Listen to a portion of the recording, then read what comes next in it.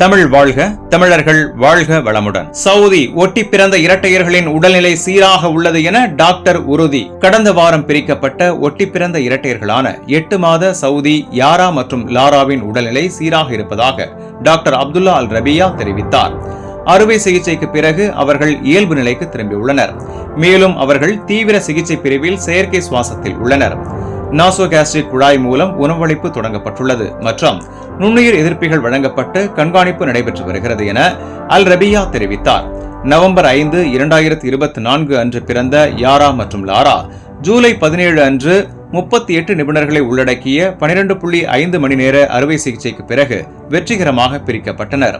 இரட்டையர்கள் அறுவை சிகிச்சை காயங்களிலிருந்து நன்றாக குணமடைந்து வருகிறார்கள் என டாக்டர் அல் ரபியா தெரிவித்துள்ளார். அடுத்த 4 நாட்களுக்குள் செயற்கை சுவாசம் நிறுத்தப்படும். இது சவுதி இணைந்த இரட்டையர்கள் திட்டத்தின் 16வது வெற்றிகரமான பிரிப்பு ஆகும்.